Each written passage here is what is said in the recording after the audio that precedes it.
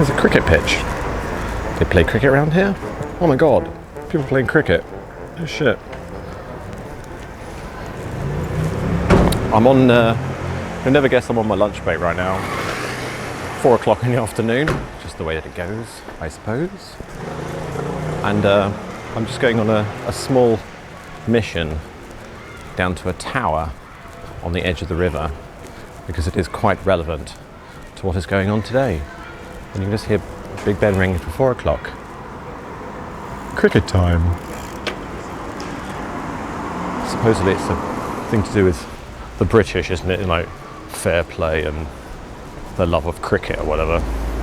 Well, I'm not, I don't mind fair play, but cricket, someone else can do that, that's fine.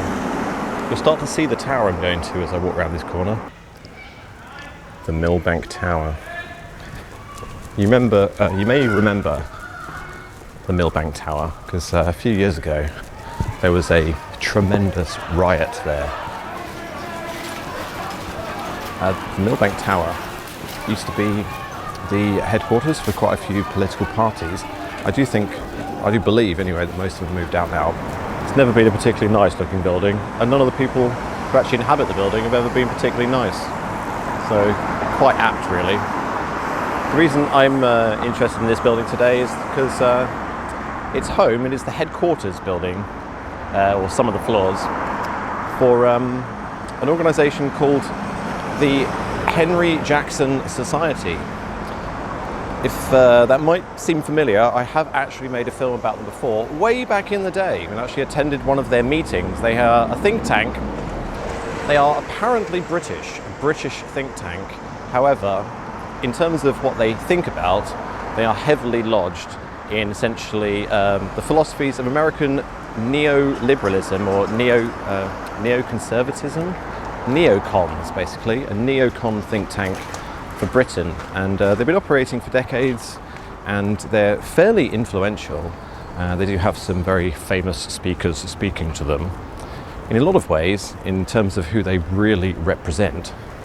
I wouldn't be surprised if one of their speakers one day will be Mr. Tommy Robinson, because he's got quite strong neoconservative feelings, I think, and also it's fair to say that the Henry Jackson Society just mildly interested in the protection of the rights of Israel, just mildly. They were in the news this morning because they have released a report. And their report is about the funding of UK terrorism. Who is it from? Who's funding it? Where's the money coming from? Who's organising it? La la la. They've done a big report, it was in the news today, and they say that the answer to who is funding the terrorism is Saudi Arabia.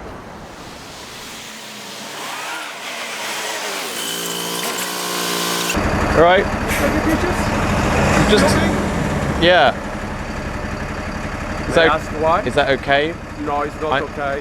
I'm not standing on your property, am I? No, it's not that.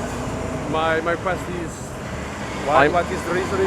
I'm a blogger, and I'm making a blog that just happens to involve the Milbank Tower. Mm-hmm. So I'm taking a context shot, which is this one here, which is now ruined because you interrupted me, just of the Milbank Tower with the sky in the background. Okay. I'm not doing anything dodgy. Oh no, I'm not saying that. No. Because and there's also no way for me to prove that I'm doing nothing dodgy either. Yes, so it's a bit pointless asking, because if I was doing something dodgy, I'd say I was doing something dodgy, but if you're saying I'm doing not. something dodgy, you're never going to tell me you're doing something dodgy. Okay. So yeah. Okay. It's all right. All right. Are you a blogger? Yes. YouTube. Oh, all right. I'm done now though, so I can continue. I'll be on my way. I'm not running away from you though. No. Okay, good. All Good. right. All right. Oh. Nice security man in yellow just asking me what the hell I was doing, because apparently Millbank Tower is supposed to be like really boring or something. You're not supposed to care about it.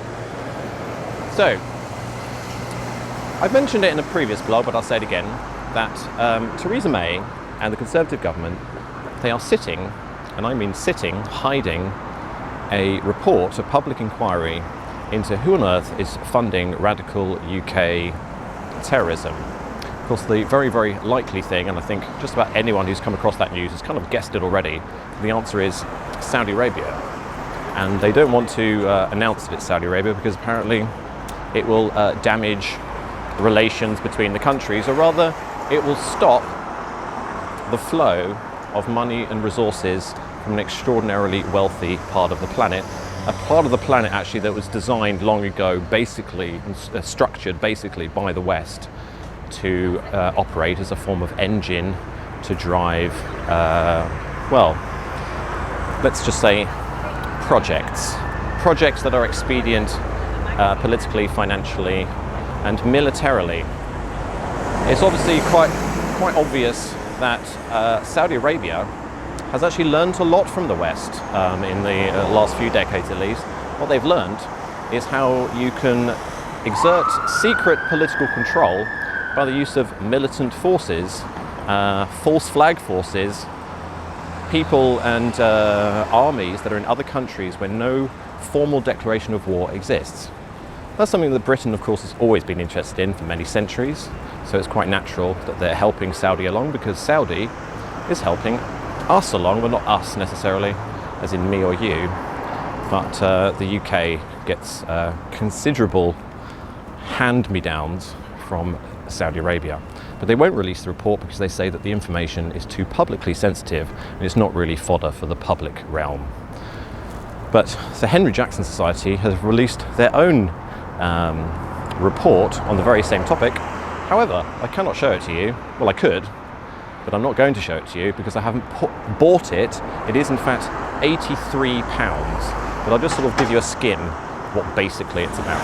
So the whole report is called Islamist Terrorism, Analysis of Offences and Attacks in the UK 1998 to 2015. And it seems quite dry. I mean, it looks quite dry as well, but the fact that they call out Saudi Arabia, apparently, according to various news sources who, of course, have bought it, it does pin the blame on Saudi Arabia.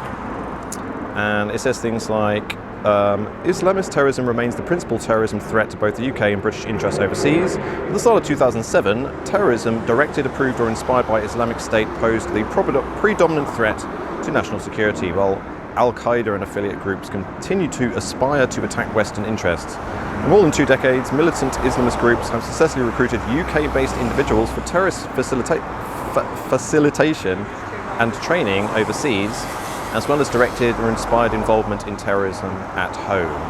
And it seems very dry. Obviously, they want you to pay the 83 bloody pounds to get to the gritty stuff.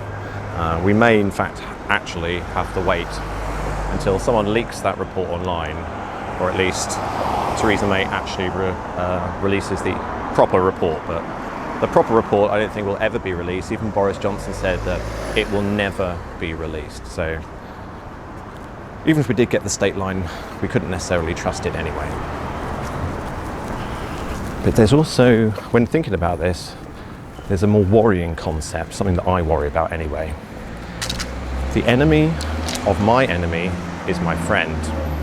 Because when you read into what's called Wahhabism in Saudi Arabia, you'll find that they are very, very, very critical of sort of Western neo-imperialism or liberalism, whatever it's supposed to be called, about the illegal wars in the Middle East. And they say, we need to be left on our own and all of that kind of stuff.